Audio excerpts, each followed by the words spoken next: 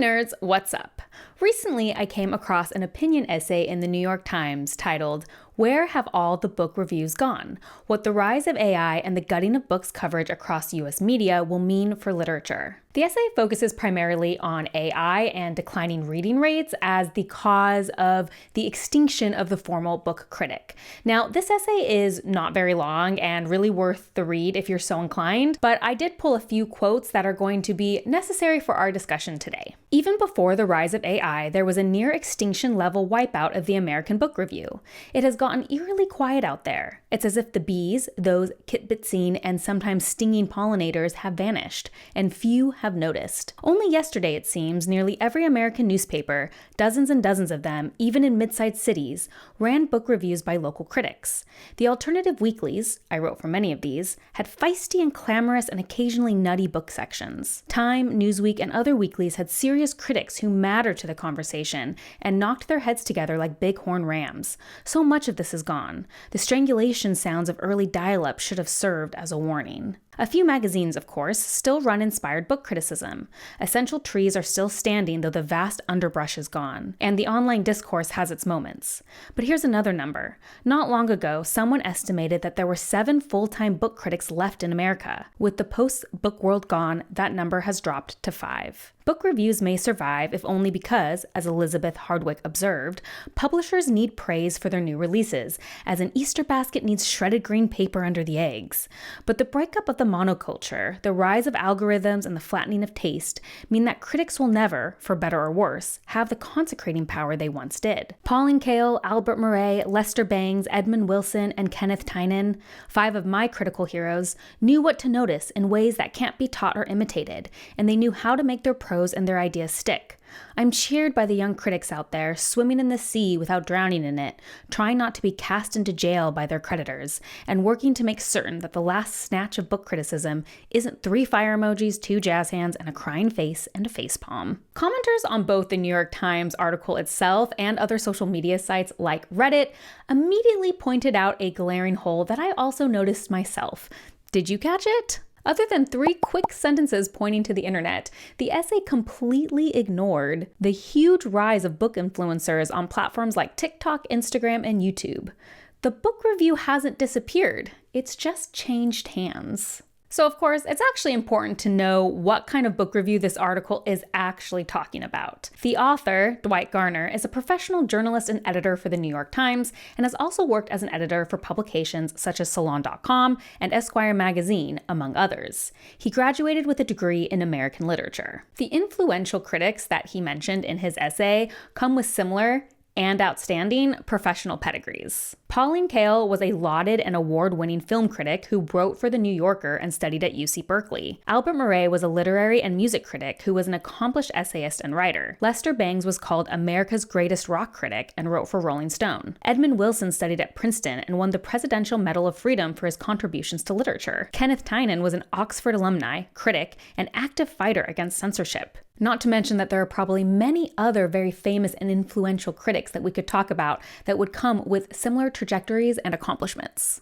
These men and women didn't only distinguish themselves through really impressive careers, but they also had significant barriers to entry that required certain qualifications to get past. Many of them studied at very prestigious universities that they had to get accepted to.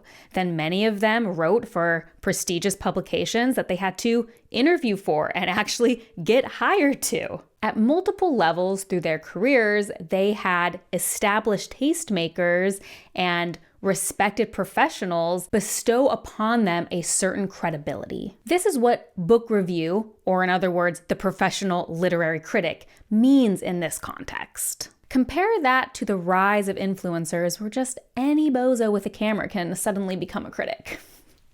Whether deliberate or unintentional, Garner's omission of the rise of everyday content creators sends a message of devaluation. These internet critics are not engaging in real literary criticism, and their work should not be considered a book review. Many may balk at the use of the word professional to describe anything other than the critic that Garner describes in his essay, but it really depends on how you use the word professional. If you're using professional just to mean making money from your career, then both the professional critic and the internet influencer do that. The largest difference is in qualification. While the classic literary critic was tested by the aforementioned barriers provided by the already elite and qualified, the average influencer rises by attracting the attention and following of everyday people. Obviously, a question we need to explore is, what will we lose from this shift and what will we gain? But before we get there, I think it's interesting to study why this shift even happened in the first place. One thing I'm going to skip for the purposes of this discussion, and is something that the original essay focused on, is how AI is affecting the voice of critics. That seems more like an issue currently affecting the traditional professional reviewer, and for the scope of this interview, I'm more interested in the shift from that classic professional reviewer to the online reviewer. As the article pointed out, certainly declining literacy rates have an effect on this. Globally, literacy rates are down, and the US is no exception. Although reading may feel trendy right now, data from the National Endowment of the Arts shows that year over year, the amount of adults reading for pleasure is dropping. It would follow that if less people are reading books, then less people are reading reviews of books as well. Certainly, the move could also be motivated by the shift from people reading content to viewing video content in almost all spheres, which is not a format the traditional reviewer tends to work in. With dwindling attention spans and content algorithms that tend to reward short-form, funny, fast-paced content, it feels inevitable that long-form written reviews could die. But traditional forms of media have been declining for a while, and it's not just affecting print mediums. Award show viewership has been falling for years, with the Oscars viewership decline being particularly notable. The Oscars were not only considered the most prestigious of the award shows, but also as a medium, it benefits from having very little to do with literacy. It's a filmed award show covering other films. So clearly, this death of the critic just isn't occurring in the book sphere. Some of this steep drop-off is credited to happening post-pandemic, likely a response to the disenfranchisement with celebrity and elite when privilege gaps were so on display during US lockdowns. Could the same be said of book reviews, that people are looking more towards the average reviewer than to people they might consider to be the elite? Is it a rebellion against these official tastemakers who might scoff at the popular reads you're reading and instead pass a judgment on what you should be reading? The death of the monoculture is certainly another factor, and one that the article briefly touched on. More content, whether it be TV shows, films, or books, are being produced than ever. This makes reviewing the book of the summer difficult. Everyone's reading is so fragmented and different, writing a book review that will interest a core mass of people is just getting more difficult. That said, if enough people were seeking out these reviews, and they used to, wouldn't that be creating the culture? Wouldn't that be pushing what people should be reading and creating kind of a more monoculture there? Instead, people are going to the book influencers for that. Another thing I think contributes to this is simply cost of entry. One thing I don't think is discussed enough is just that despite the fact that there were more subscriptions than ever, there's also this conflicting and somewhat paradoxical belief that most entertainment should be free. After all, the content they watch on various platforms are all free. Why would someone, especially someone who is increasingly feeling subscription fatigue, choose to quote unquote waste their money on a bunch of news subscriptions when they can get all of their entertainment, reviews, and yes, even news on free platforms like TikTok, Instagram, and YouTube? While newspapers have overhead and must pay their critics a salary, internet influencers are not constrained by such things and can just make money for themselves, and are often very successful at it through finding sponsorships and ads or through Patreons and the like, leaving most of their content free to access for the average viewer.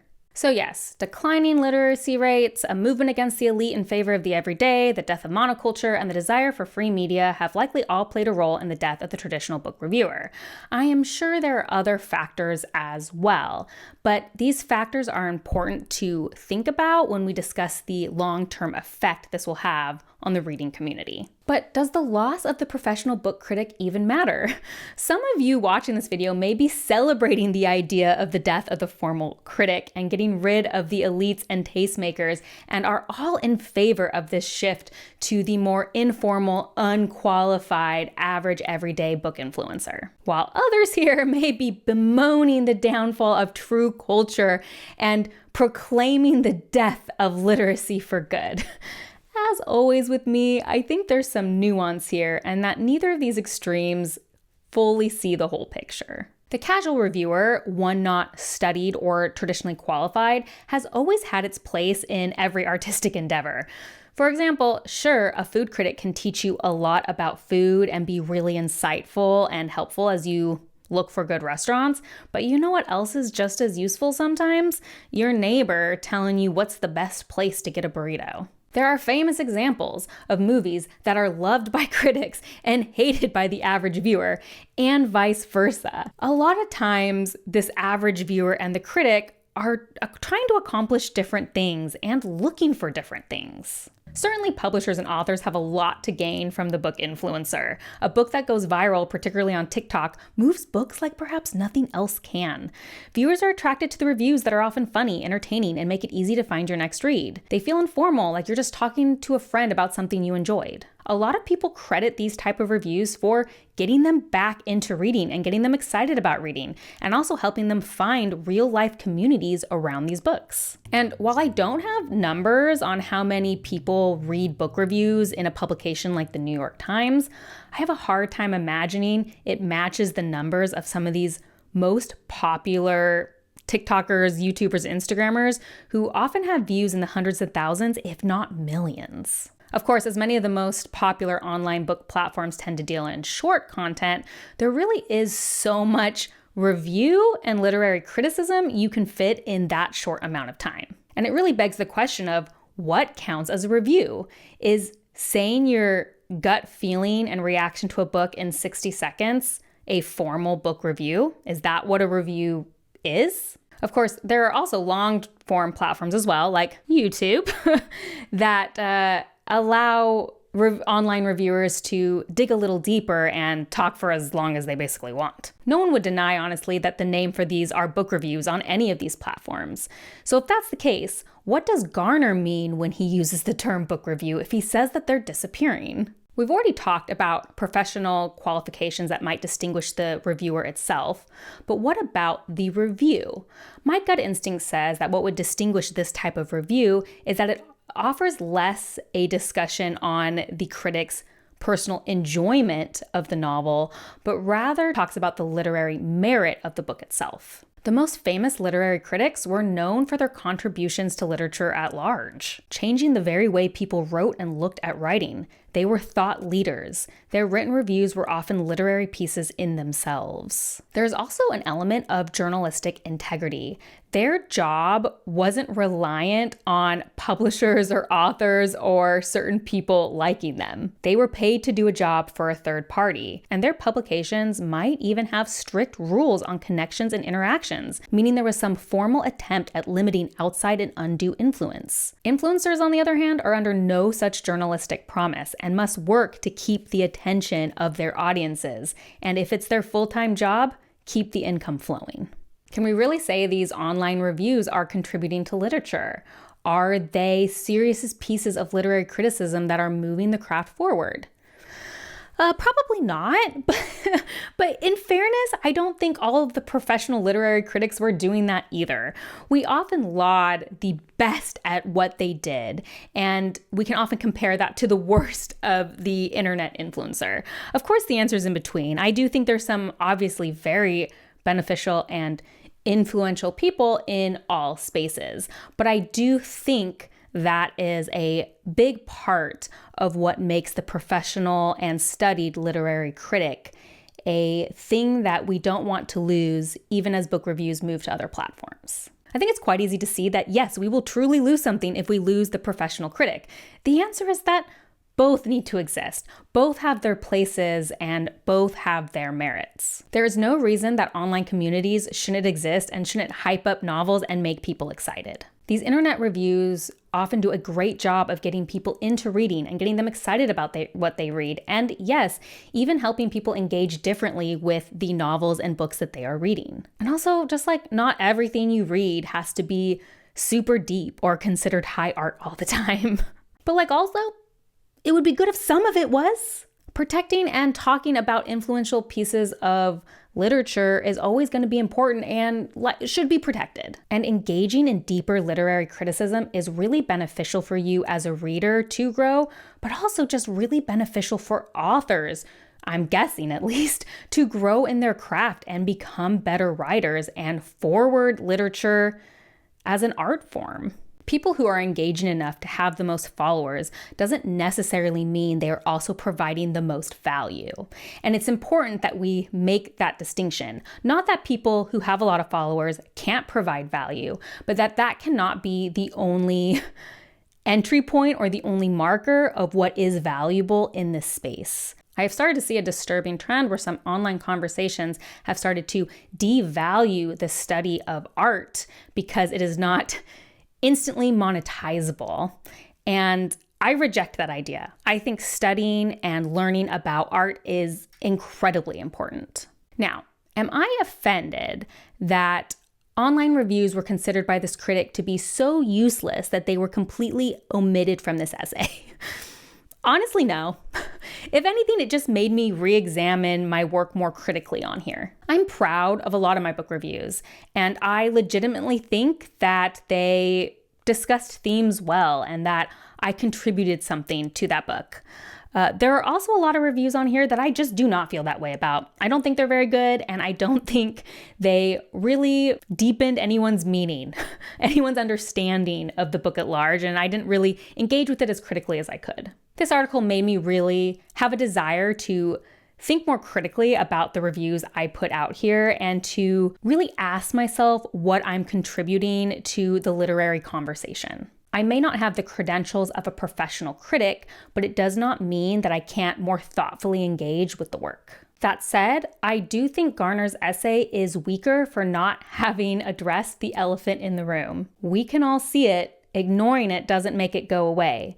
And it might feel good to be able to scoff at something you dislike, but if we ignore it, we can't ever figure out a way to change it. Instead, the omission may uphold people's worst thoughts about these kind of professional critics, that they are elitist who don't want to engage in what the average person is engaging in. Garner said he wondered where the book review went, but I think what he's really wondering is where the literary critic went. Because what people do online are book reviews. They're just not the kind of book review he was talking about. My thought is that, quite honestly, traditional critics will have to change up their delivery method if they want to survive. If you spend too long viciously fighting a change or ignoring it because you don't want to be true, it wastes the time that you could be used to adapt and make sure this very important form of literary criticism doesn't die. I think there is a way to take the best and most important parts of the professional critic and change up the format so that it is more widely accessible and available to other people.